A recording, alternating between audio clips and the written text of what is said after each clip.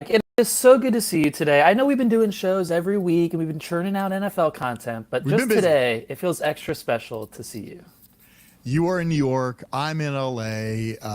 You're exploring right now. You're all over the place. I know we've done a lot of shows. A lot of content has been out.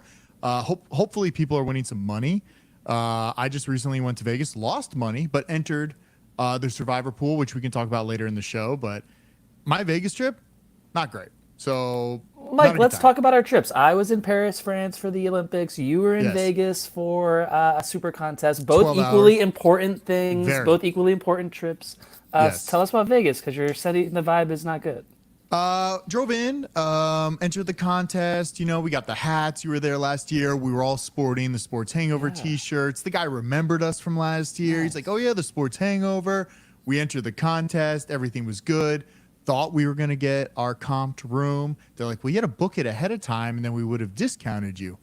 And I was like, "Oh, okay." Didn't know that. And then couldn't get a room. Then we're like, all right, let's just go up. Let's gamble a little. Spilled a beer across an entire table.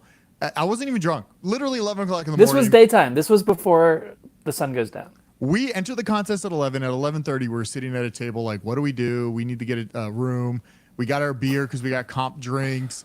And I spilled my beer all over the table. I'm like, let's just go. Let's go somewhere else and get a hotel room. It was just very stressful Wow. and a mess. And I knew right then and there I should have left Vegas. I did not win any hands of blackjack the entire time we were there. It was miserable. I was not having fun. I kept losing. It was Mike, not this good. is terrible story. I literally have not heard Yeah, about this at all this entire time that you went to Vegas. I was waiting to ask you on the pod, and it I turns out know. you had a terrible time and lost every hand. You Wasn't always great. get hot at some point in the night. There's always like a weird situation, a weird side bet for you to take advantage of. You're Yeah. saying this didn't happen. Didn't happen. I think it was just like flustered and not a. I like to be drunk when I gamble. That's like I feel like I'm peak Yeah, best gambler. yeah. I feel like we couldn't really get there. There was like a lot of. We had to move to Park MGM. We went over there. We got I like. mean, mutual friend has no problem getting drunk. That shouldn't have been an issue. Oh, he had no problem getting drunk. I was the one that was like kind of pacing myself. I'm like, well, we got to drive back in the morning. I'd actually like to get some sleep. I'm away from my kid for the first time. Might be nice to go to bed early Oh tonight, boy, maybe. this is just a depressing Yeah, Vegas story. I've seen you go to bed early in Vegas, and that's never a good time. I know. I Good thing you know. got out of there. But you signed up for the contest. It's football season. Did you It place is. any future bets? I know there's a contest. I know there's Survivor. Did you put any real money down at Jeremy, the sports book? Jeremy, this was a bad trip. We entered the Survivor series and then we talked about futures. We couldn't agree on any. The only thing he agreed on was to sign up for a futures Arsenal bet, soccer, not American soccer, Arsenal to win some sort of European Cup. And I got in on that. I said, sure, I'll split it with you. I find out in May or June of next year if we won the In hundred 9 months, it's dollars. not even like February Super Bowl. You're gonna have another kid by the time this bet hits. I Oh my know. gosh, DJ Johnny Rebel, D Johnny Rebel. I don't know who this is. I don't Thanks for know. listening. Doesn't Mike always go to bed early? So he knows you Yes. well. At Yeah, least I it's a do. live chat. I don't know who this is. Yeah, but he knows. Yeah, I go to bed early all the time. I want to go to bed early. I'd like to go to bed early. And in Vegas, hey, listen, I stayed up until like 11. I thought that was pretty good. So I That's was pretty happy good. with that. Was D Yeah. Johnny Rebel the person we were in Vegas with at the Sphere? Possibly is that person I, here? I don't know, but they know a lot about Arsenal. Arsenal will always choke. That's great. I mean, this is great. We're streaming live today. We used to stream live a lot. We removed that. Now we're streaming live again. I think it's great. This is great. People are They're chatting with us interacting. right Yeah, now. please chat. Hangover Hotline. I'm sure it's a great experience on the podcast as they Yeah. listen to us read live comments. I just want to mention every friend group is probably inflicted with what we are having to face, and it's a critical issue that everyone should be aware of, Mike, as we're living our lives. It's the friend who started liking soccer. And it's Yeah, ruining our text chat. It's ruining our Instagram it is. messages. It's ruining face-to-face conversations about sports because one of our friends is always trying to talk about soccer and Premier League and Yeah. whatever other leagues there are, and it's just not okay. And like we're not all about that at this point. So if your friends are No. doing this like one of ours is, just put an end to it every time you get a chance. I will say this: if our mutual friend brings up soccer during the football season, I think we have to charge him $10 every time he brings it up, and I think he'll shut up about it. I think Wow. that'll be a good bet for us. I Yeah. like that. He spends weekend mornings watching soccer. Crazy. Mike, So we were let's. also going to talk about the Olympics. You want to get into some Yeah, Olympics I want stuff? to talk about the Olympics. It was Can I Can I say something about the Olympics real quick to I you? don't know. I don't know. I want to say something about the Olympics. I think, Jeremy, Peacock, the Cock, they did a great job. I think it was the first time ever that you actually wanted to tune in to the Olympics. We had Scott Hansen over there. They pulled him away from NFL to do the Olympics. I loved it. I loved love it. that you love the Cock in this situation. I think Peacock did a outstanding job on the Olympics, Mike. It do, really was yeah. a better experience, like on streaming and digital, because you had more options than just traditional linear. But it's not about that. The Olympics, they took over. They took over the landscape. Everyone was talking about the Paris Olympics in a way where I don't remember an Olympics where everyone was talking about it. Everyone was vibing to it. Everyone was mentioning the stories that are happening, the stars. I think we had to go Yeah. back all the way to like London in 2012 when we were children, when we were in year 2 of the sports hangover, for an Olympics to resonate across America like the Paris Olympics did. What was your experience? You were, I don't know how much you want to talk about it, but you were locked up for 21 days straight working on the Olympics. Well, we don't give love any right now. Look at that. Wow, Lots of Peacock Peacock love. love. And that person doesn't work for Peacock. We know that. Listen, it was a great experience. I thought the stars performed, which was awesome. Simone, Steph, Noah Lyles before he got COVID, all the track and field ladies. Everyone was dominating. Steph Curry, people are saying maybe that was the best performance of his career, and the guy's won NBA championships. Simone, America loves a comeback story. We've seen it with Tiger Woods. We've seen it over the years. Simone had the mental hurdles to get over. She was struggling in the last Olympics. She couldn't complete her twist. She had the twisties. And now she goes out and wins gold and dominates. And so I think it was an altogether great storylines. Paris, an amazing city, an amazing location for the Olympics. People are talking about, should the Olympics always be in Paris? That's a question. Wow. People are saying. What was kind of the vibe for you? Because I don't think people realize you were on lockdown. You were working for 20. I don't know how many people work 21 days straight, but could feel like a little bit like jail. I don't know. I wouldn't say that, Mike. I wouldn't put that on the podcast at all. I would say the food was great. It was free food. We got Okay. a few minutes of sunlight every day. That's good. We had You free need that. transportation. It was an incredible experience. We don't need to go too far into it on the Sports Hangover, Sure. of course. But talking to Scott Hansen in the cafeteria That's was a nice. highlight. Scott was asking me about my team, the Miami Dolphins. He said Tua's a great guy. We kind of agreed that Tua is a system quarterback, and maybe there's a lot of system quarterbacks out there. He said maybe Lamar Jackson is a system quarterback. Maybe Joe Burrow is a system quarterback, and your system just needs to be the best system. So we had this whole discussion. Me and Scott just talking X's and O's for the NFL season. I'm so excited for NFL Red Zone Sundays with Scott. Like you said, he did a great job on did. Gold Zone. He brought that energy of an NFL Sunday. He did 15 days in a row on air. I don't know what's tougher, 21 days in a row behind the scenes or 15 days in a row with Scott Hansen's energy on camera. So he was great. I thought it was a great Olympics. It was a great streaming Olympics, and it was great for NBC. And I think we came out of it with wins across the board. You know what I thought was different? It was that this time there was no delay, which you didn't have to like wait for anything. It was like, if you want it live, it is live. Also, I feel like this is the first year that streaming actually worked for the Olympics, which I think helped a lot of people because you could just tune in, watch something you wanted to watch, or watch Scott Hansen on Gold Zone.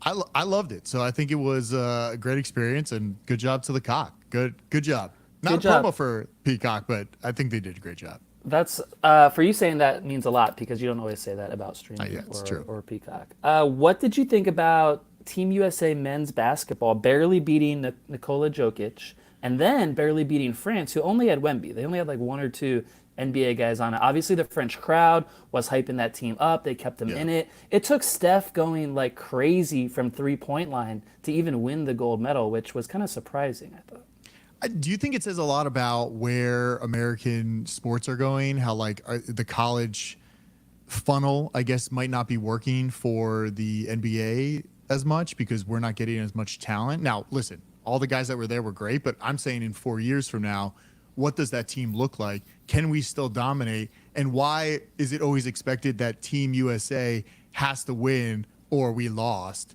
And I think that's kind of a big thing to say. Like, we are the greatest at basketball. Can we retain that title? Right now, it doesn't seem like it obviously we won this year, but in 4 years, LeBron won't be there. Steph, I don't know, will he retire? I mean, all these guys are getting old. I mean, they're as old as us right now, so you could only know that they're not going to last too much longer. LeBron said he's not coming back to play in LA, which LeBron is like the oldest basketball player ever at this point. I think he will play the Olympics in LA. Even if he's like out of the NBA, he's going to come on and like demand the ball to be the point guard for the USA team, even if he's like older than he is now and more out of shape. I think it's interesting about the college landscape. I don't know. Like Anthony Edwards showed up and he played great. Yeah. So I think the younger crop is there. The thing is, the expectation is they need to win gold every single time. They've won like 5 or 6 in a row going back to the Dream Team. So at some point, the world is going to catch up. Clearly, it almost happened with Jokic and then with France and Wemby. I think in LA, playing at Crypto.com, they'll be okay with the home USA crowd behind them. What do you think about the LA 28 Olympics? That's kind of the next thing here. That's going to be pretty special. I did not like the first announcement was this will be a car-free Olympics. There's no way that will work in LA. There's 4 years. Listen, Jeremy, Mike. You have experienced the public transit out here in LA. I would say sometimes you're scared of it, right? Listen, you're putting me on blast this whole podcast right now. Yes, sometimes I am scared of it. Sometimes I also feel like a trendsetter, and maybe that is the best way to get around LA. Maybe Karen Bass agrees with me that it should be a car-free Olympics, just like it's been a car-free 2 years. Absolutely not. For me. I don't know how it's going to happen. One of my Uber drivers recently, Mike, was telling me that all the roads throughout LA, like Olympic Boulevard, for example, Santa Monica, Wilshire, all the east-west, I guess, they were all made one way the last Olympics, and traffic flowed amazingly. And so maybe we can do that again. And then it's like, why can't we do that all the time? But that's a different story.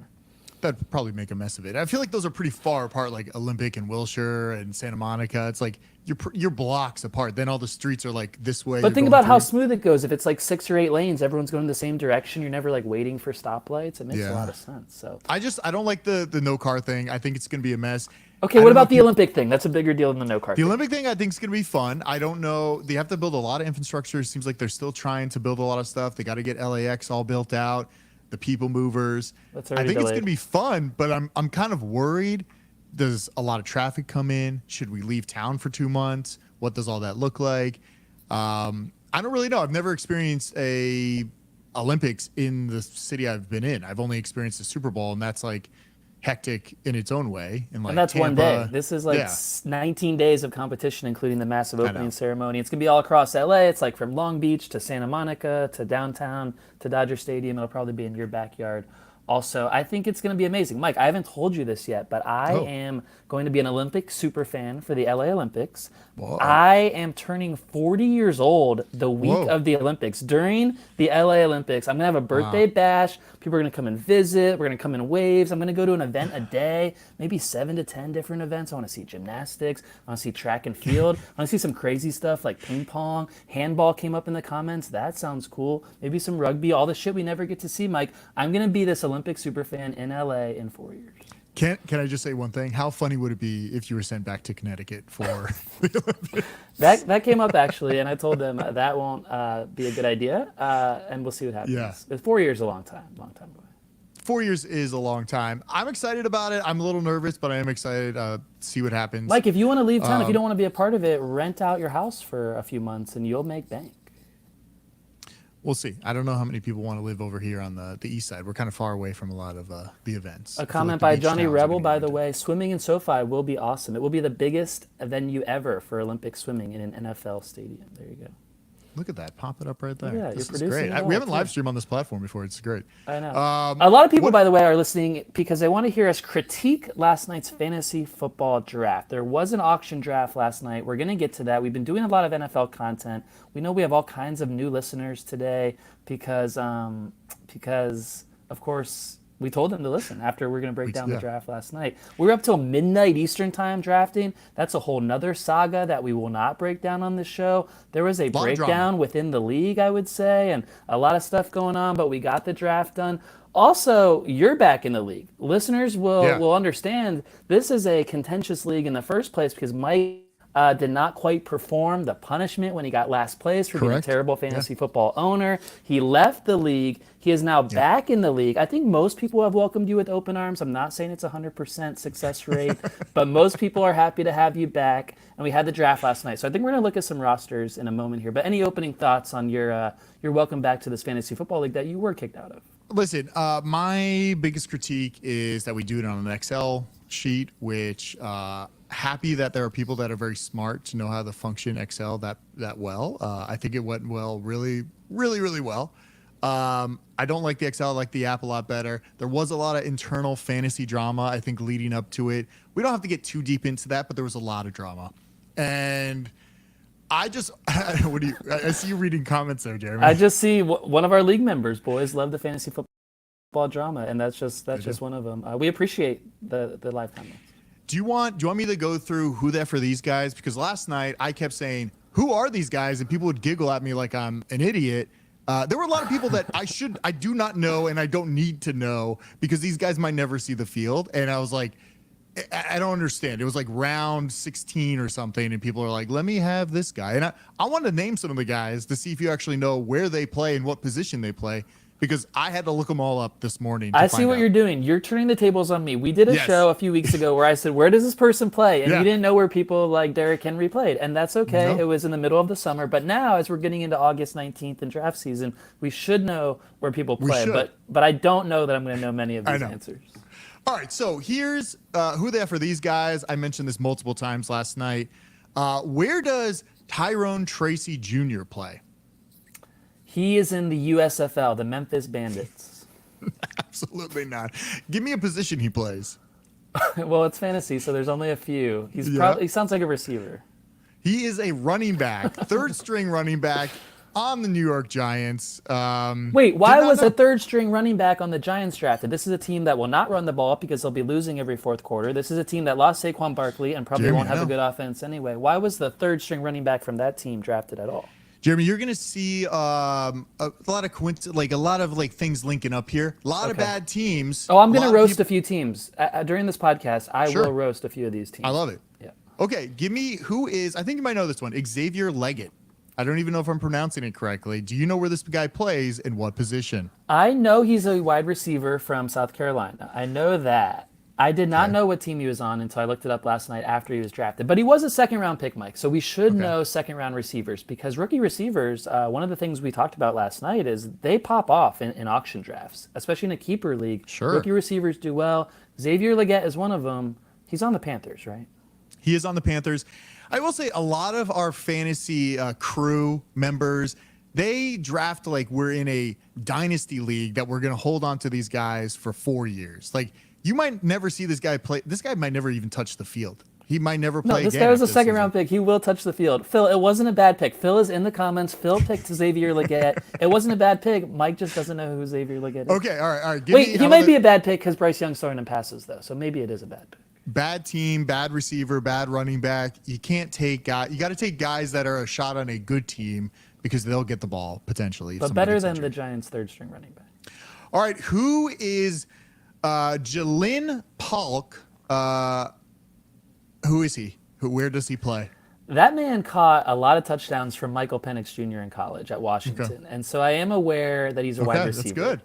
Yeah. Did I know what team he was on when the draft started last night? No. But I did know he's a receiver from Washington who's now on the Patriots. I know that. He is on the Patriots, yes. Good job. Look at that. See, you had to do research. Like, these guys are drafted, and they think we should know. I had no idea. But we might not have an idea. I've told you before, my dad is building Jacoby Brissett's house right now. Jacoby Brissett is back with the Patriots. I think he's back with the Patriots. And he's going to start this year over Drake May is what I believe. All right. I have a few more, but we can just stop it here. But this guy's name was great. Bucky Irving. Where is he playing?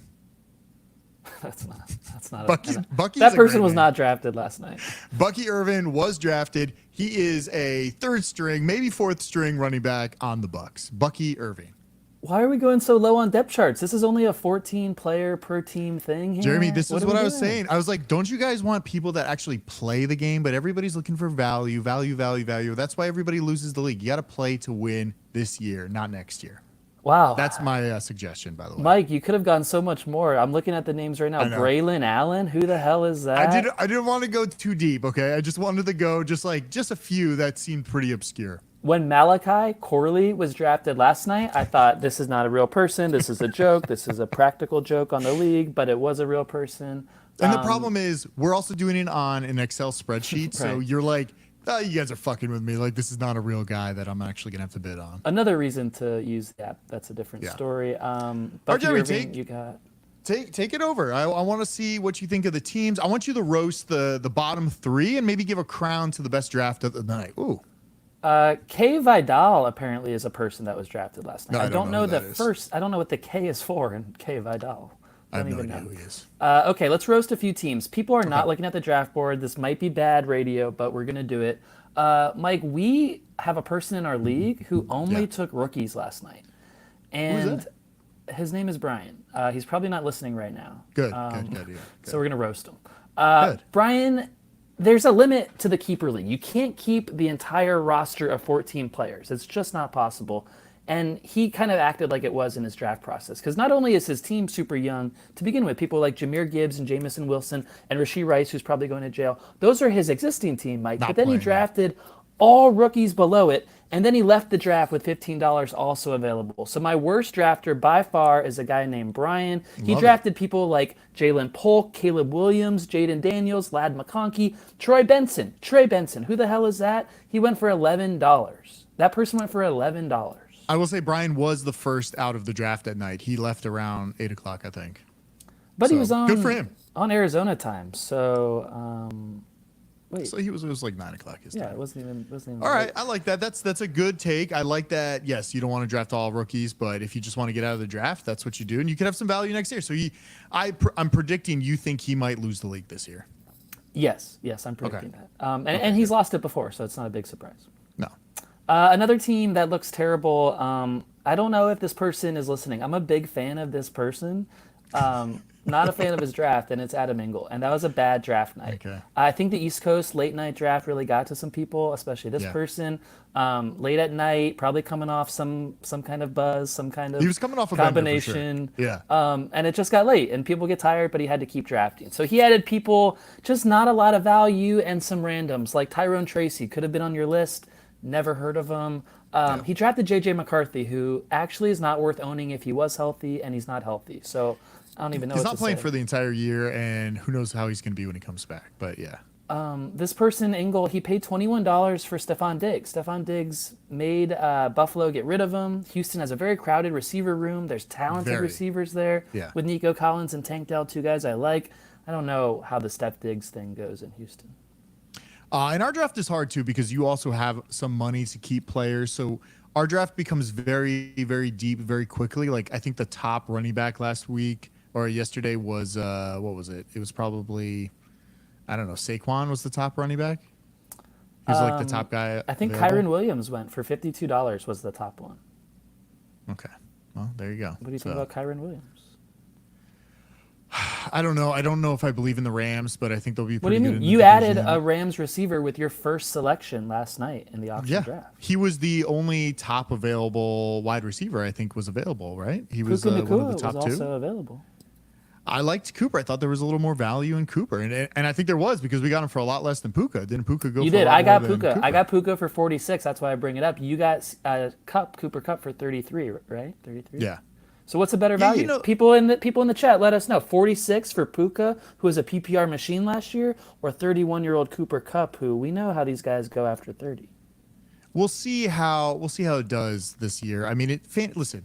I told you years and years, like for years, I hate fantasy. I don't think it's a real thing. A lot of luck. You're drafting. Doesn't really matter. That's why I went to gambling. I'm gambling. I'm running a fantasy gambling league. I'm in a few others.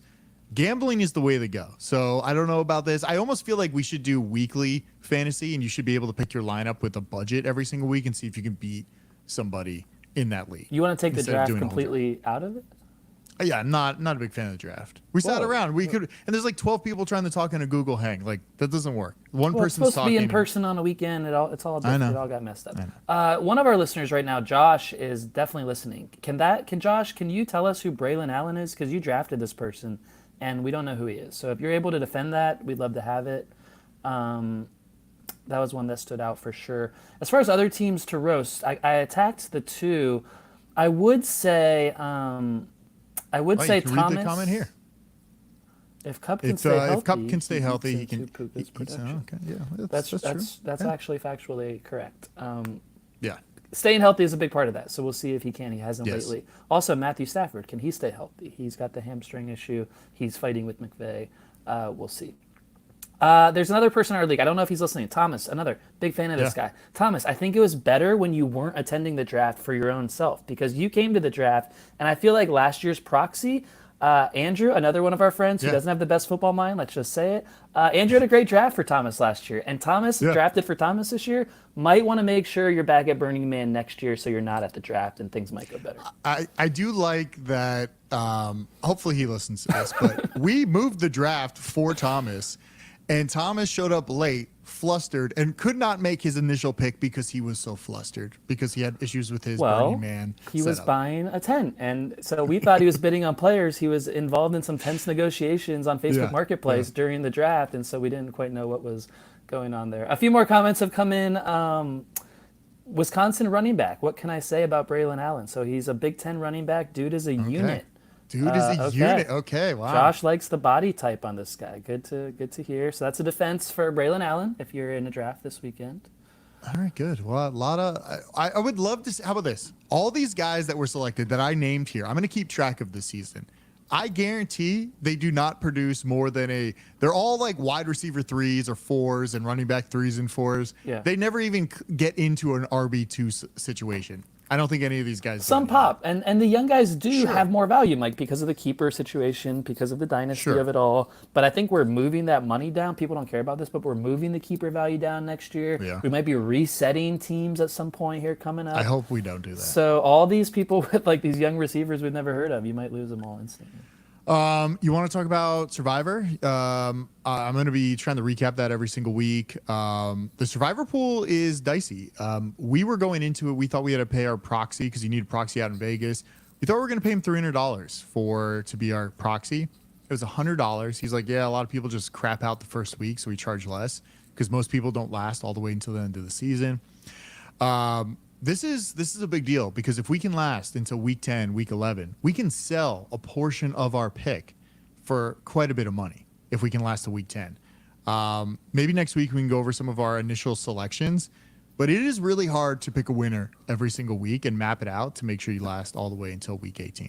You should be clear at what you're intending to do with our audience. You're intending to beat everyone else in Survivor, which is so hard to do, which, like you said, people crap out all the time. You have put significant money behind it to beat thousands of people. Yeah. Yes. Yeah. Well, last year we lasted until week 14 or 15. So we got deep into the season, but we got lucky. Our first pick last year was the New York Giants, and I think that was the only win they got last year. So we'll see how it goes. Okay. I will tell you this. We are between Seahawks and Saints for the first week pick that they win their game. Well, Josh, who's still listening, won't like that. He's a Broncos fan. They're playing the Seahawks in week 1, and you believe the Broncos have no chance to beat the Seahawks. Well, the first week.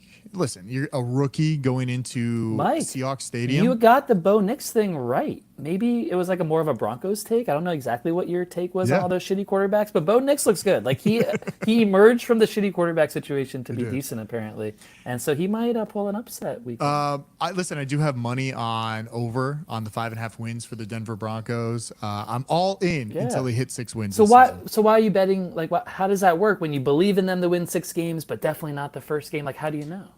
I just feel like the first game, they're going to Seattle, rookie quarterback. It's really, really loud in Seattle. You're a little nervous. It's your first game. I don't expect rookie quarterbacks to perform well in their first game back. And I feel like we've bet on that. I will bring out our little sheet next week, and we'll go over all our great rules and theories and takes that we have on betting the first week.